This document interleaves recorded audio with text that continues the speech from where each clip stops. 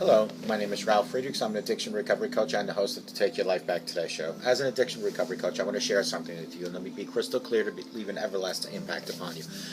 Just imagine being buried alive. You're in a coffin, but you know you're not dead. You don't know how to get out of that coffin. You tried lifting the lid, but the enormous weight upon the lid prevents you from getting out.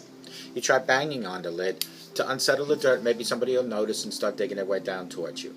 This is what it's like to find yourself at the lowest point of alcohol and drug addiction. You know you need help. You know you can't do it on your own, but you don't know where to turn. In reality, there are people standing by your grave. You just didn't know that. You just thought you're going to die. Usually, though, you don't think about death when you're habitually abusing drugs and alcohol. In order to feed an addiction, you have to be great at repressing the fear of death. I often ask you, my audience, did it ever cross your mind while you're abusing drugs and alcohol that maybe, just maybe, you might overdose and take something away that meant so much to maybe not even you, but to so many other people that love and care for you most? People like your mother, your father, your husband, your wife, your brother, your sister, your children, and your grandchildren. With this, let me leave one last thought. Don't be like the person I just spoke about that went to their grave without seeking help. Pick up the phone and call me at 844-405-HELP. I promise I'll help you take your life back, for your life is gone. People like Larry Geis, addiction recovery coach, life coach, over 30 years experience. You can call me at 516-458-2741 or go to www.odysseyconsultant.org. Larry Geis and I always tell people like you, doesn't matter where you came from, it doesn't matter where you've been. What matters is that you're here looking for a better tomorrow. Give Larry a call at 516-458-2741. Don't forget to take your slippers off at night before you go to bed. And instead of leaving them by the edge of your bed, put them directly under your bed, about halfway under your bed. That way in the morning, when you wake up, you're forced to go on your knees and look for those slippers. While you're on your knees, utilize a thing I call Knee-mail, K-N-E-E-mail. That's your personal chat line between you and God. Thank God for a home, clothing, food, relationship, health. Ask God for guidance and direction, forgiveness and mercy. Do this every night.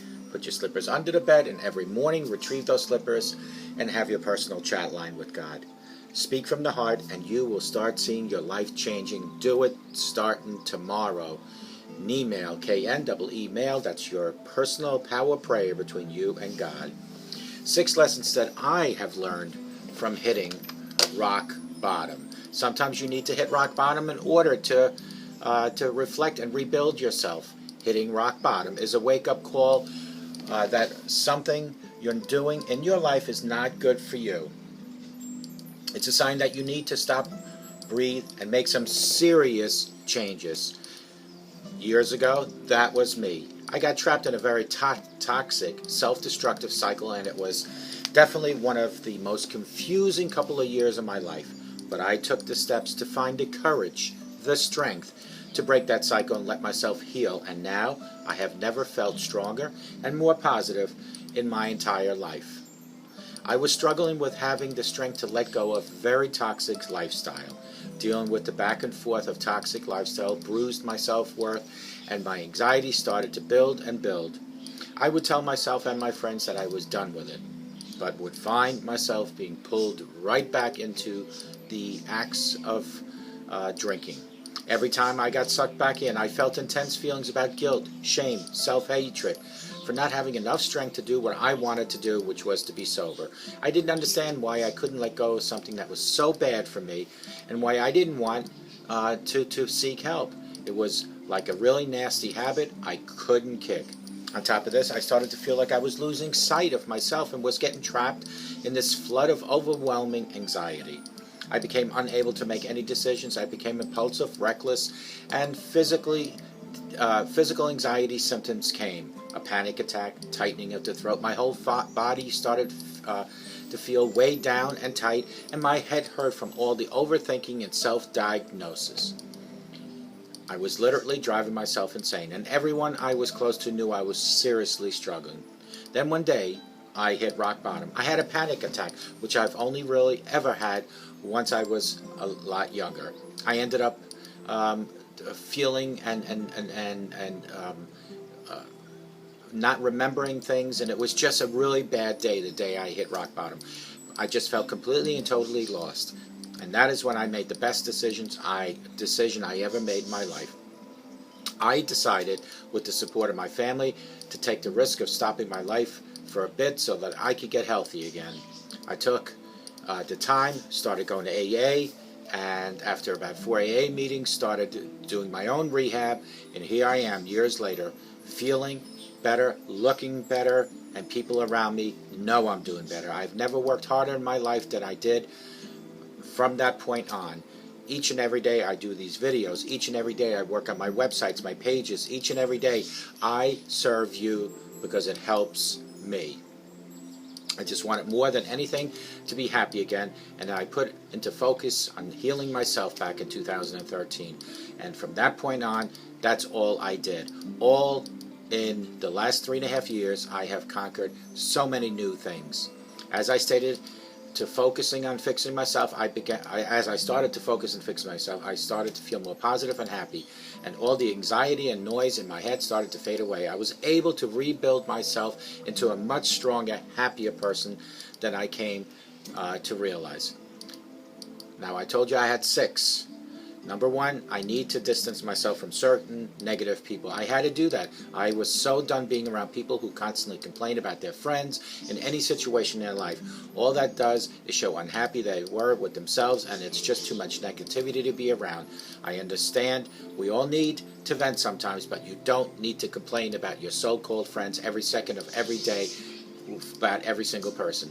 When people judge another, they are defining themselves. That is true. Number 2, I need to stop trying to get everyone's approval. I have learned that the only approval I need is my own approval and the approval of God. Nobody likes every single person. It's unrealistic to expect, and it's not even healthy. If someone doesn't like me, that is their problem. It's the people that I like and accept me that I care about most in life.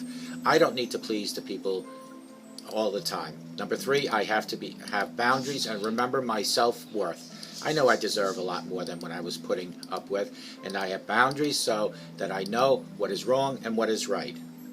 Number 4, I need to remember to not care what other people think. I am sharing this video in order to help others and give them the encouragement they might need. So many people asked me why I randomly left all that drinking behind, and I truly wanted to tell them is to live, to breathe, to be around the family and the people I love. But it's so much easier just to tell my story here in full that I've done now for the last 3.5 years. I am not afraid of being judged anymore because I feel better than ever, and I am very transparent. Number 5, I need to trust myself to go with my gut feeling. My gut feeling is always the right feeling. So from now on, I am going with my gut feeling. And number 6 is I'm my own independent person. All these realizations have helped me become so much stronger than I can ever have thought. My self-confidence, my self-worth is back. I can't remember the last time I felt so positive and so motivated than in the last 3.5 years. I was on the wrong path, but now I've picked myself up, and I am exactly where I am supposed to be with the grace of God. Growing up and dealing with what life throws at you can be a really hard thing sometimes, folks, but if you really want to be the best person you can be, you can definitely do it. You have to put your mind to it. You have to ask God for guidance and directions. It's the hard things in life that help you figure out where you are and what you want to do and where you want to go in life. And please turn to God for any questions you have about your life, because God is the only person that can help and guide and direct you. And I hope you enjoyed this segment, and may God bless you.